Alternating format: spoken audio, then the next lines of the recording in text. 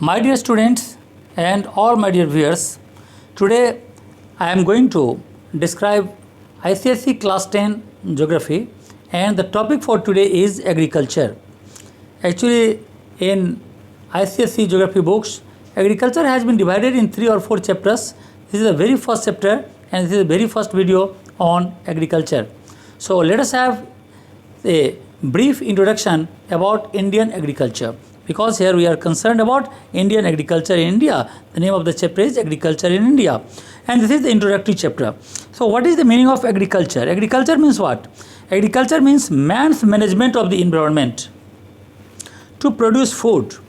यानी food produce करने का जो मैन का मैनेजमेंट है उसको हम एग्रीकल्चर कहते हैं, क्योंकि एग्रीकल्चर का बेसिक काम क्या है?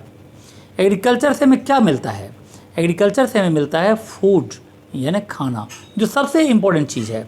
इसके अलावा और भी बहुत सारा चीज़ है जो हम अभी डिस्क्राइब करने वाले हैं, लेकिन सबसे जो बेसिक चीज़ है एग्रीकल्चर का वो क्या है? फूड। तो इंसान का फूड मैनेजमेंट सिस्टम ही एग्रीकल्चर है। अगर एग्रीकल्चर को हम डिफाइन करें तो food management system for the human being is called agriculture, कह सकते हैं। एग्रीकल्चर का जहाँ तक सवाल है, इंडिया में आज नहीं, ये कोई नई चीज़ नहीं है, बरसों से चली आ रही है, बरसों से इसका हिस्ट्री है। और हमारे देश में जितना भी एग्रीकल्चरल लैंड है, उस एग्रीकल्चरल लैंड का सिर्फ और सिर्फ 46.6% ऑफ द टोटल कल्टिवेबल जो एरिया है वही पर हम लोग खेती करते हैं। यानी जितना ज़मीन एग्रीकल्चर के लायक है इंडिया में, उसका आधा से भी कम ज़मीन पर खेती होती है। And near the 2/3 of our Indian population is directly और इनडायरेक्टली डिपेंडेंट अपॉन एग्रीकल्चर। लगभग 2/3 जितना हमारा पॉपुलेशन है उसका 2/3, about 67% of human being of India, 67% population of India is directly और इनडायरेक्टली डिपेंडेंट ऑन एग्रीकल्चर। तो हम लोग देखेंगे कि आखिर हमारा जो एग्रीकल्चर है उसका इम्पोर्टेंस क्या है। ये जो हमने डिस्क्राइब किया वो एक तरह से एग्रीकल्चर का इंट्रोडक्शन था, लेकिन हम लोग देखते हैं बेसिकली जो हमारे सिलेबस में है, there is importance of agriculture. Agriculture का क्या इम्पोर्टेंस है, तो हम लोग यहाँ पर पॉइंट वाइज देखेंगे और कम से कम 3 से 4 पॉइंट को लर्न रखेंगे इसके इम्पोर्टेंस के लिए। पहला जो इम्पोर्टेंस है, सो relative importance of agriculture has been reduced to a consequence of the rapid industrialization. So agriculture still forms the backbone of Indian economy. Agriculture is the backbone of Indian economy. हमारा जो Indian economy है उसका backbone है, यानी बहुत major support हमारे Indian agriculture से यहाँ पर हमारे इकोनॉमी को जाता है। यानी जीडीपी का एक बहुत बड़ा हिस्सा इंडियन एग्रीकल्चर से जाता है। तो इसका सबसे बड़ा इम्पोर्टेंस है इंडियन इकोनॉमी में, अभी भी इसका परसेंटेज लगभग सभी क्षेत्र से ज़्यादा है।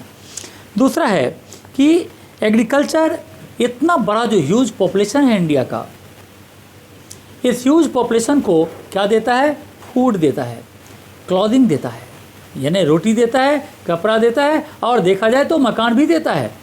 तो ख़ास तौर पर जो फूड है और फॉडर है, फूड एंड फॉडर बोथ, यानी इंसान का खाना और साथ में जानवरों के लिए भी, तो ये फूड एंड फॉडर दोनों ही देता है, इंसान के लिए, जानवरों के लिए। ये हो गया इसका दूसरा इम्पोर्टेंस। पहला इम्पोर्टेंस इंडियन इकोनॉमी का एक तरह से बैकबोन है ये। दूसरा हमने कहा it provides food and fodder to human beings and live stock. तीसरा point, it is also the source of raw material for many industries. बहुत सारे ऐसे इंडस्ट्रीज़ हैं जिनका रॉ मटेरियल्स एग्रीकल्चर से आता है और जिसको हम एग्रो बेस्ड इंडस्ट्रीज़ कहते हैं, जिसके बारे में हम लोग आगे मैंने वीडियो बनाया हुआ है। जैसे शुगर इंडस्ट्रीज़, तो शुगर का जो रॉ मटेरियल्स है वो कहाँ से आता है? एग्रीकल्चर से। कॉटन का रॉ मटेरियल कहाँ से आता है? कॉटन टेक्सटाइल जो मिल्स है, कॉटन एग्रीकल्चर से आता है। तो ये सब जो जूट है कहाँ से आता है? एग्रीकल्चर से आता है। तो ये सब जो इंडस्ट्रीज़ है, show the raw materials of these industries come from agriculture. तो एग्रीकल्चर क्या करता है? इंडस्ट्रीज़ का भी रॉ मटेरियल सप्लाई करता है। तो ये 3 तो यहाँ पर बेसिक है। इसके अलावा और भी हम कह सकते हैं ये कि बहुत सारे ऐसे एग्रीकल्चरल एक्टिविटीज़ होते हैं। Improvement in the agricultural techniques increase the demand of tractors, जितना एग्रीकल्चर बढ़ता है उससे इंडस्ट्रीज भी बढ़ता है। कैसे? अगर एग्रीकल्चर डेवलप होगा तो ट्रैक्टर का डिमांड बढ़ेगा, हार्वेस्टर का डिमांड बढ़ेगा, थ्रेसर का डिमांड बढ़ेगा, केमिकल फर्टिलाइज़र का डिमांड बढ़ेगा, इसके अलावा पेस्टिसाइड्स का डिमांड बढ़ेगा, पंपिंग सेट का डिमांड बढ़ेगा। ये सारे चीज़ एग्रीकल्चर के डेवलपमेंट के कारण ही होता है। तो एग्रीकल्चर एक तरह से ये कहें कि इंडस्ट्रीज़ को भी बढ़ावा देता है। इंडस्ट्रीज़ को सिर्फ रॉ मटेरियल सप्लाई नहीं करता, बल्कि ये इंडस्ट्रियल गुड्स का कंजम्पशन भी करता है। Industries are then set up to the meet demand. This agriculture not only supplies raw material to the industry but also acts as the consumer of many industrial products. तो ये इसका हो गया कौन सा पॉइंट? तो यहाँ से कह लें तो तीसरा पॉइंट। चौथा पॉइंट कह सकते हैं it provides employment to millions of people.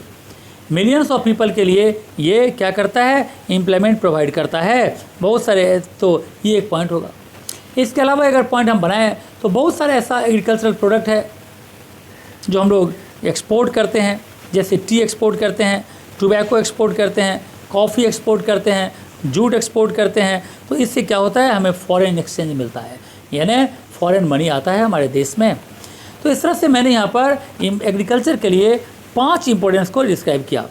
Students must remember at least 3 और 4। मैं यहाँ 5 कर रहा हूँ। पहला फिर से मैं रिपीट कर रहा हूँ। पहला जो है ये क्या करता है? तो इंडियन इकोनॉमी का ये बैकबोन है। दूसरा, ये फूड एंड फॉडर सप्लाई करता है। तीसरा, ये रॉ मटेरियल सप्लाई करता है इंडस्ट्रीज़ को। चौथा, ये एग्रीकल्चर इंडस्ट्रीज़ के लिए कंज्यूमर का काम करता है। पाँचवा, ये एम्प्लॉयमेंट प्रोवाइड करता है। छठा तरह से देखें तो यहाँ पर ये बहुत सारे एग्रीकल्चर प्रोडक्ट्स को हम लोग एक्सपोर्ट करते हैं, जिससे हमारे देश में फॉरेन मनी आता है। सो इतना सारा इंपॉर्टेंस है, और भी बहुत सारे हो सकते हैं, लेकिन ये जो मेन है वो मैंने यहाँ पर डिस्क्राइब कर दिया है। These are the importance of agriculture. अब अगर हम बात करें इंडियन एग्रीकल्चर के सैलेंट फीचर्स को, इंडियन एग्रीकल्चर कैसा है, कैसा फीचर्स है इंडियन एग्रीकल्चर का, अगर हम इसको डिस्क्राइब करें तो पहले कह सकते हैं डिपेंडेंस ऑन मानसून। हमारे देश का एग्रीकल्चरल सिस्टम उतना एडवांस नहीं है। आज भी हमारे देश के किसान डिपेंडेंट रहते हैं मानसून के ऊपर। अगर वर्षा होती है तभी उनकी खेती अच्छी होती है, या वर्षा, लेकिन ऐसे में यदि कम वर्षा हुई तो खेती ख़राब हो जाती है, ज़्यादा वर्षा हुई तो अभी खेती ख़राब हो जाती है। सो डिपेंडेंस ऑन मानसून एक बहुत बड़ा फैक्टर है। और मानसून तो अनरियलिस्टिक है, इस पर कोई भरोसा तो है नहीं कि वर्षा कब होगी और कब नहीं होगी। दूसरा है इंडियन एग्रीकल्चर का जो फीचर्स है वो है वैरायटी ऑफ क्रॉप्स। यहाँ पर इंडियन एग्रीकल्चर में कई तरह के क्रॉप्स उगाए जाते हैं, हर तरह, क्योंकि यहाँ का जो क्लाइमेटिक कंडीशंस है, यहाँ का जो रिलीफ फीचर्स है, यहाँ का जो सॉइल है, ये सारा चीज़ यहाँ पर बहुत सारे वेराइटीज़ ऑफ यानी फूड क्रॉप्स को यहाँ पर जन्म देता है। बहुत सारे फूड क्रॉप्स यहाँ पर पॉसिबल हो जाते हैं। हर तरह का क्लाइमेट है यहाँ पर, हर तरह का सॉइल है यहाँ पर, इसीलिए यहाँ पर हर तरह का क्रॉप भी पाया जाता है। सो ये तो दोनों हो गया, खासतौर पर pre dominance of food crop. तीसरा इसका अगर फीचर्स देखें इंडियन एग्रीकल्चर का तो है pre dominance of food crops. यहाँ पर फूड क्रॉप लोग ज़्यादा उगाते हैं और कैश क्रॉप कम उगाते हैं। इंडिया का चूँकि पॉपुलेशन बहुत ही ज़्यादा है, सो यहाँ पर फूड क्रॉप का दरकार भी ज़्यादा होता है। ऐसे कंडीशन में more than 2/3 of the total crop area, जितना क्रॉप एरिया है उसका जो 2/3 एरिया है is taken up by cultivation of food crop. 2/3 यानी फूड क्रॉप को ही उगाने में लग जाता है। तो pre dominance of food crops. इसके अलावा आता है एग्रीकल्चरल पैटर्न्स। एग्रीकल्चरल पैटर्न्स, यहाँ पर हमारे देश में 3 तरह का एग्रीकल्चरल पैटर्न्स है। पहला है यानी 3 तरह का सीजन होता है। एक है खरीफ सीजन, दूसरा है रबी सीजन और तीसरा है जैड सीजन। खरीफ सीजन क्या होता है? खरीफ सीजन आमतौर पर अप्रैल महीना, मई महीना में होता है, जहाँ पर कि सीड को तैयार किया जाता है और जून के आने से जब वर्षा का सीजन आता है तो हार्वेस्टिंग किया जाता है। यहाँ पर जून के सीजन में इसको क्रॉपिंग किया जाता है। हार्वेस्टिंग इसका स्टार्ट होता है नवंबर में। सो एक तरह से देखा जाए तो अप्रैल से लेकर और नवंबर महीने तक जो है ये खरीफ सीजन कहलाता है। Major crops of this season are rice, इसमें हम लोग क्या सब उगाते हैं? Rice, maize, jowar, bajra, cotton, groundnut, pulses, jute, ये सारे क्रॉप्स आमतौर पर यानी खरीफ सीजन के अंदर उगाए जाते हैं। इसके बाद दूसरा सीजन आता है रबी सीजन।